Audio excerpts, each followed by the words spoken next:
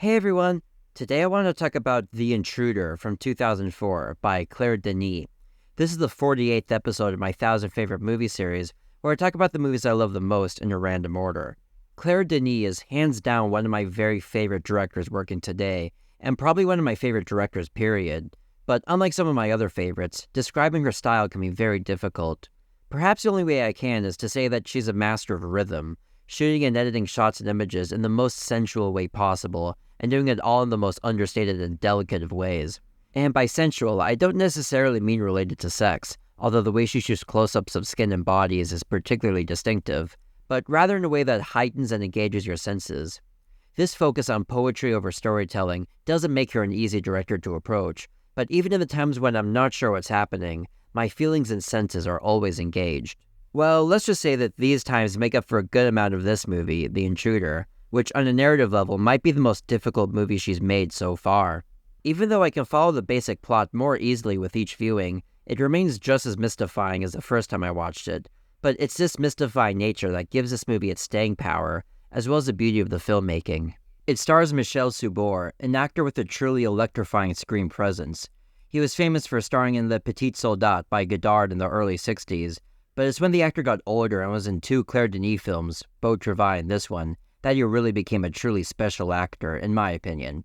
There's relatively little dialogue that he speaks, and he seems kind of closed off, but his interesting face, masculine demeanor, and the way Denis shoots his old body make him an endlessly fascinating character that we follow from beginning to end with intrigue. He plays an ex-soldier named Louis, who lives in this house in the woods with his two beautiful huskies, and it seems like he's constantly being trespassed on for some reason.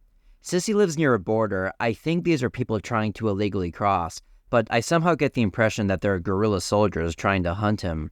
Anyway, the basic plot is that he needs to get a heart transplant, so he gets one off the black market in South Korea, after which he goes to Tahiti to try and find his son who he never knew. I'm only really comfortable summarizing this much of the story, which is mostly because of two reasons. The first and biggest reason is that it's difficult to trust that everything that happens on screen is literal. There's at least one instance where it's clearly not, which is when Louis is being dragged through the snow by a horse, but there are others where we aren't confident that it is, and not a fantasy of Louis'.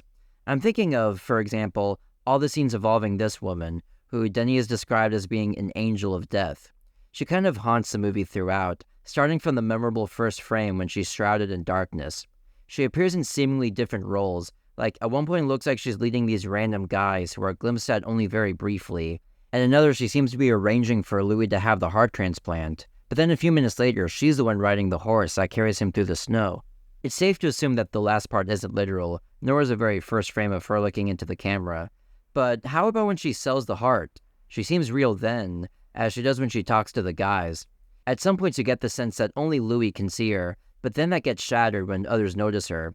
How could she simply be a figment of his imagination, following him wherever he goes, if others can see her?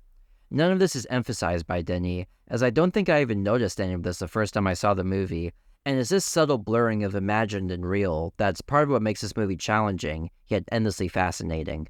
But on top of that, even if we see something on screen that we can safely assume is real, the other reason I can't summarize this movie is the plenty of other ambiguities and ellipses woven into the film.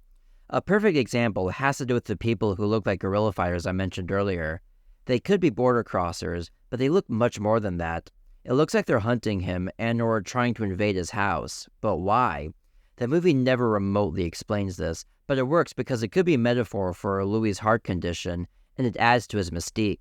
Like his former exploits as a soldier were so great, or he's some powerful godlike figure that has to be taken out at all costs. Or take the heart transplant, for instance. I can't pinpoint when it happens, as we never see any doctors, surgical equipment, or anything. He just has a huge scar all of a sudden. The closest image we get to such a thing is this scene, which happens around the time he gets a transplant, where we see a heart on the snow. Taken by itself, this clearly works as a dream sequence, like Louis being dragged through the snow was. However, next to the heart is this dead girl, who I'm pretty sure is one of the guerrilla fighter-looking people who broke into Louis' abandoned house the scene before. So, is this heart hers after she was, I guess, killed by other fighters? We can assume that her breaking in is real, so is this real too? Even though this on the surface resembles merely an imagining on Louis' part, there's enough evidence from the movie's narrative flow for it to be true, but there's no way to know for sure, I think. Especially because it doesn't square with the scene later in the movie of another possible donor. My point is that even with something as fundamental to the story as the transplant itself, the movie keeps the events surrounding it mysterious, looking like fantasy at times, which is allowed to take over because what's real is handled so subtly and in such an understated manner. There are also many moments that don't seem to have much to do with the main story, but they're there as poetic asides. Claire Denis' films are full of these, but I think it's possible that The Intruder has the most out of any of them. I'm thinking of something like when Louis' son, played by Denis regular Grégoire Colin, goes hiking with his wife and is carrying his baby close to his chest. I don't think this has any bearing on the story, but seeing the beautiful close-up of the baby is nice, and perhaps it represents a contrast between this caring father-son relationship and the one he has with Louis, which is a strained one. There's another scene, for example, of a funeral ceremony with a big coffin being surrounded by light, being presided over by another Denis regular, Alex Desgas. I don't even know whose funeral it is, and the Desgas character is never seen again, so who knows why it's here, aside from being poetic. But I'm not just talking about scenes with characters and dialogue, but about purely visual moments as well, such as this shot of a balloon exploding into streamers and confetti to celebrate the christening of this ship. There are also many breathtaking shots of water that the camera just stares at, which are just incredibly atmospheric with the sun glistening off it. There's a nearly 2-minute shot late in the film of a dark, purplish seascape with the camera gently swaying with the waves. These go hand in hand with the more fleeting asides that are effortlessly woven into the film, such as certain looks by characters, shots of a dirty table with ants crawling over food, or the spots on Louis' back matching with the spots on his lover's face. Like Denis' best films, this is jam-packed with sensory treasures like this, and this is a big part of what makes her such a wonderful and evocative filmmaker. And like the storytelling, the cinematography is never overly flashy or show-offy, but slowly invades your senses. If there's a movie with more beautiful shots of dogs, for example, I haven't seen it. But what makes the glorious cinematography even more subtle is the way Denis shoots it. On top of the more typical stationary wide shots and the like, in which you can feel most directors intentionally composing a shot intended to be beautiful, Denis uses a handheld mobile camera a great deal, and the movement this creates can be riveting. I love the brief scene, for example, of Louis simply walking across the street in Tahiti, surrounded by cars and buses, with his camera placed on a car somehow makes him seem strong and commanding. And after this, he has a stare down with some young, tough guys in a car. It could be because they're simply trying to intimidate this outsider, or they see him as some kind of masculine threat, but the way he stares back is equally as powerful, all the while the moving camera in opposite directions gives you a rush. More shaky camera moves come whenever Beatrice Stahl is around, to name one example, and makes her out to be some sort of elemental figure, combined with her constant smirk like she always knows what's going on. I realize I've basically just been listing some highlights in certain moments, but this is so filled to the brim with them that I just can't resist. But allow me to talk about one more section of the movie, and that's when it moves to Tahiti. I'm already a sucker for these kind of environments anyway, and Denis and her longtime cinematographer Agnes Godard are able to capture the beauty of this environment unlike any other movie I know. The reason for this is simple. We don't just get images of the beautiful sunny beach with the glistening blue water, but similar to The Descendants, which I've already reviewed in the series, we also get the more understated side of this tropical paradise. This is evident when Louis is in his makeshift house near the beach, and we get some unbelievably evocative shots of a windy afternoon, or what looks like a storm coming in. We also get wonderful lazy day shots of Louis in bed, or his friend walking down the street in his neighborhood. This is juxtaposed with clips from an early movie starring Michel Subor, the unreleased Le Reflux from 1965. It's so cool to see Tahiti look the same, but Subor look much younger. Since very few people have seen this movie, Denis gets away with using it to provide little insight into Louis' history, since it's very easy to assume that this is just his past in this movie, even though it's actually from another one. It's a genius repurposing, and thankfully the footage from the older movie roughly fits Denis' aesthetic in this one, so it's all very seamless. Now for my favorite moments, and there are endless candidates to choose from, but I've got 3 that I want to highlight. One is when we're introduced to Beatrice Stahl, who is feeding her many dogs that she's taking care of.